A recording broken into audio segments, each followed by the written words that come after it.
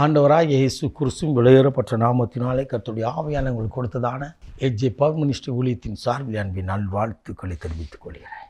எனக்கு அருமையானவர்களே, இன்றைக்கு கர்த்தர் கொடுத்த வார்த்தையை தியானிக்கப் போகிறோம். இன்றைக்கு ஜெபித்தீர்களா? வேதம் வாசித்தீர்களா? தேவனை ஆராதித்தீர்களா? கர்த்தர் உங்களை அளவில்லாமல் ஆசீர்வதிப்பாராக. இன்றைக்கு கர்த்தருடைய ஆவியா நமக்கு கொடுத்ததான வார்த்தையாம் 1 சாமுவேல் புத்தகம் 16ஆம் அதிகாரம் 3வது இறை வார்த்தை. நான் உனக்கு அறிவிப்பேன். எப்பொழுது ஆண்டவர் சாமுவேலிடத்தில் சொன்னார், நீ ஈசாய் வீட்டிற்கு சென்று அவனை பலி விருந்துக்கென்று அழைப்பாயாக. அப்பொழுது நான் உனக்கு சொல்கிறவனை எனக்காக அபிஷேகம் பண்ண, நான் உனக்கு அறிவிக்கிறவனை, நான் உனக்கு சொல்கிற மனிதனை எனக்காக அபிஷேகம் பண்ண என்று சொல்லி சாமுவேல் தீர்க்கதரிசி ஈசாயின் இல்லத்திற்கு அனுப்புகிறார். அதன் முன்னதாய் முதல் வசனம் சொல்கிறது, உன் கொம்பை நிரப்பிக்கொண்டு வா. நீ அபிஷேகத்தோடு உன் பாத்திரத்தை நிரப்பிக்கொண்டு நீ வரும்போது, நீ எல்லாவற்றையும் ஆயத்தப்படுத்தும் போது கர்த்தர் உன்னை அவருடைய காரியங்களை உங்களுக்கு அறிவிப்பார். அல்லேலூயா. அவருக்காய் ஒரு மனிதன் தேசத்திற்கு ஒரு ராஜாவை தேர்வு செய்ய முடியும் முன்னதாக சாமுவேல் தீர்க்கதரிசி சொல்கிறார், உன் கொம்பை நிரப்பு, உனக்கு நான் அறிவிப்பேன். உனக்கு திட்டமான அறிவிக்கன்னா நீ நிரப்பப்படணும். அல்லேலூயா. ஆண்டவருக்கு முன்னதாக இருந்த அந்த காலியான பாத்திரங்கள் கானாவூர் திருமண வீட்டிலே தண்ணீரால் நிரப்பப்பட்டது. அது ரசமாய் மாறும்படியாய் கர்த்தர் கிருபை தந்தார். நீ பரிசுத்தாவே நிரப்பப்படும் பொழுது வாழ்க்கை மாறிவிடும்.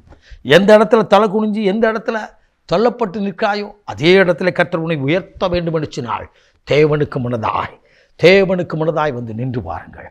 பரிசுத்தாவிய நிரப்பப்பட தங்களை அர்ப்பணியுங்கள். 2வது வசனம் சொல்லுது 16:2 பலிப்பீடத்தில் நின்று பலியிட வந்திருக்கிறார். அப்படின்னா கையிலேயே கூட்டு வந்திருக்கிறார். பலியாய் உங்களுக்காக எனக்காக இயேசு பலியாய் இருக்கிற கல்வாரிகளே, இந்த பலிப்பீடத்தில் உங்களை மினிமம் அர்ப்பணித்து நில்லுங்கள். உங்கள் குடும்பத்திற்காய், உங்கள் குடியிருப்புக்காய், உங்கள் சொந்த தேவைகளுக்காய் தேவ சமூகத்தில் நில்லுங்கள். என் வேதம் சொல்கிறது. எனக்கு அருமையானவரை கவனிங்கள். ஆண்டவர் சொன்ன, எனக்காக நீ அபிஷேகம் பண்ண. நான் சொல்கிற மனுஷனை உனக்கு அறிவிப்பை யாருன்னு சொல்லுவேன். இவன் பிள்ளைகளை 8 பிள்ளைகள் இருக்காங்க.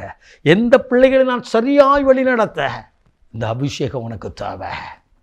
நான் சொல்லுவேன்ப்பா, நீ கொம்ப நிரப்பிட்டு வா. நீ அபிஷேகத்தோடு இருப்பாய்னா உன் வாழ்க்கையில் நடக்கிற காரியங்களில் என்ன காரியம் என்று பற்றி கொள்ளறா. யாரோடு அல்ல, இன்னொரு ஊழியக்காரனை கொண்டு வந்து ஆண்டவர் சொல்லணும்னு நினைக்காத.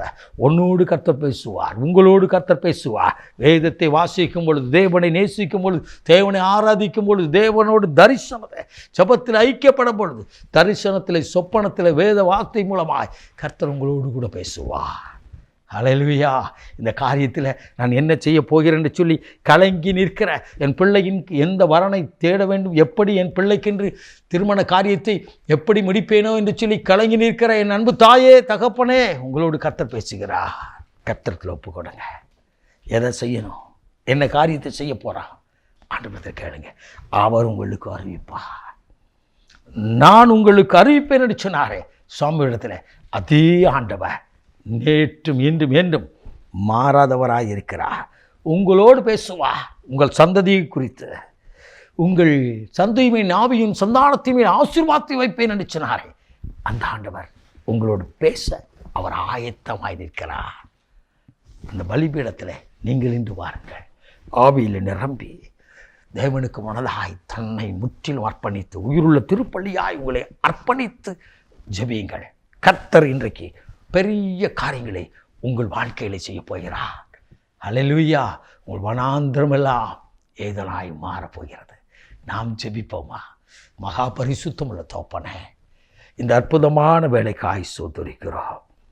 நாங்கள் செய்ய வேண்டியது என்ன என்பதை குறித்து நான் உங்களோடு பேசுவேன் என்று சொன்னேனே தகப்பனே, இன்றைக்கு தன்னை அர்ப்பணித்து ஜெபிக்கிற பிள்ளைகள் வாழ்க்கையில் என்ன செய்ய வேண்டும் என்பதை திட்டமாய் தீர்மானமாய் கர்த்தர் பேசுவீராக.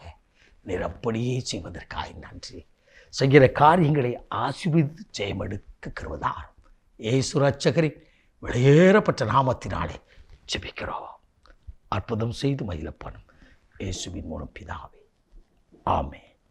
ஆமென். God bless you.